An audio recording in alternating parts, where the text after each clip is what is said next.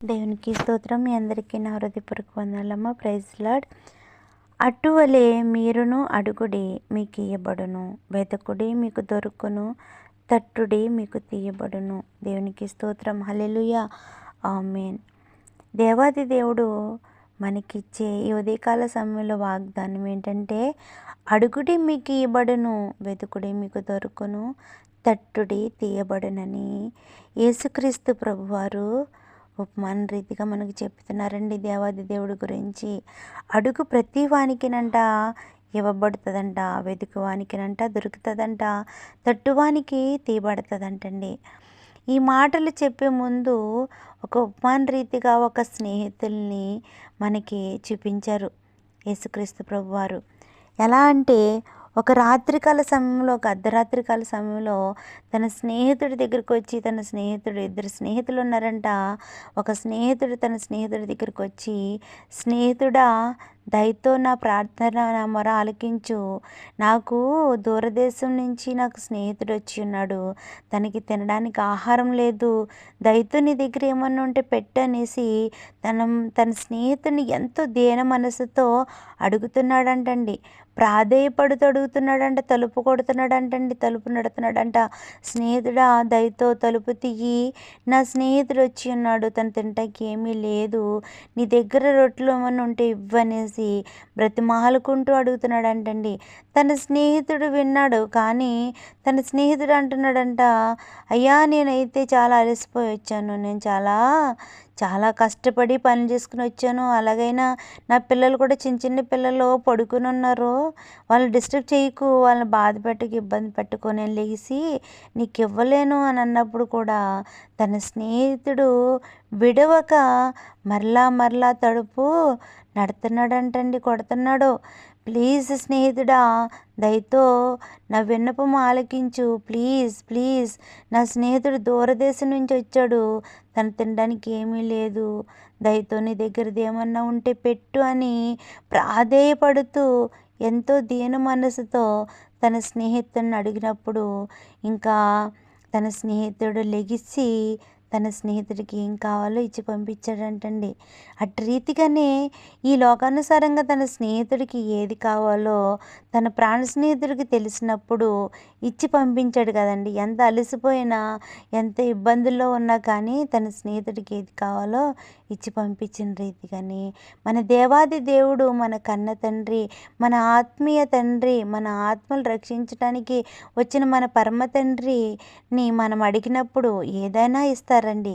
ఏదైనా అంటే మనకి ఏది కావాలో ఆయనకి తెలుసు కాబట్టి, ఏ సమయానికి మనకి ఏది కావాలో ఆయనకి తెలుసు కాబట్టి, మనం అడిగిన వాటిని అన్నిటినీ ఆయన ఇష్టమైతే మనకి అది కావాలనుకుంటే కనుక తప్పనిసరిగా ఆయన ఇస్తాడనేసి ఈ ఉదయకాల సమయంలో దేవాది దేవుడు మనతో మాట్లాడుతున్నారండి.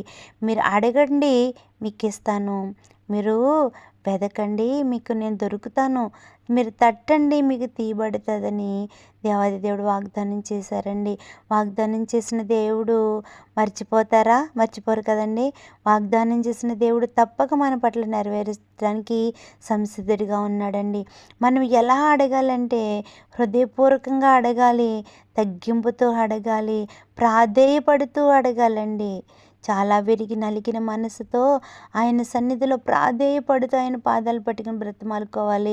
మనకున్న ప్రతి అవసరతను ఆయన పాదాల చెంత పెట్టి, అయ్యా, ఇదిగో నాకు ఈ సమస్య ఉంది, నాకు ఇరుకులు ఇబ్బందులు ఉన్నాయి, నాకు ఇటువంటి కోరికలు ఉన్నాయి, నీ చిత్తమైతే, నీ ఇష్టమైతే నా పట్ల నీ కార్యం చేయండి అయ్యా ఆయన్ని విశ్వాసముతో, నమ్మకముతో గనక ఆయన సన్నిధిలో ప్రాధేయపడుతూ అడిగితే తప్పనిసరిగా ఆయన మనకి ఇస్తానన్నాడండి.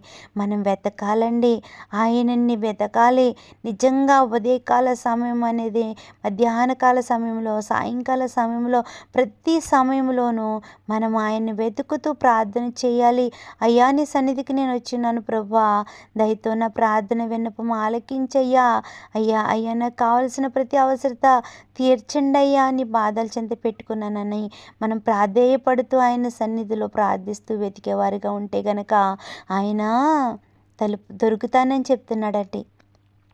ఆయన ఉంటారండి, మనకు దగ్గరే ఉంటారు. కానీ మనం వెతకడం మనకు రాక మనం ఎంతగానో నిస్సహాయ స్థితిలో, నిస్పృహలో పడిపోతూ ఉంటాము. మనం వెతికే విధానం మనం నేర్చుకుంటామండి.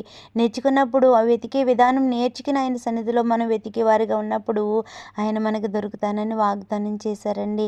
హృదయం అనే తలుపు తెరిచి ఆయన మనం ఆహ్వానించినప్పుడు మన హృదయంలోకి వచ్చి మన జీవితాల్లో అనేకమైన గొప్ప కార్యాలు ఆయన చేస్తానని ఉదయకాల సమయంలో వాగ్దానం చేశారు. మన పట్ల ఆయన వాగ్దానం చేసిన దేవుడు తప్పక మన పట్ల నెరవేరుస్తాడని విశ్వాసంతో, నమ్మకంతో ఆయన సన్నిధిలో మనం ప్రార్థించి వెతికే వారిగా ఉందాము.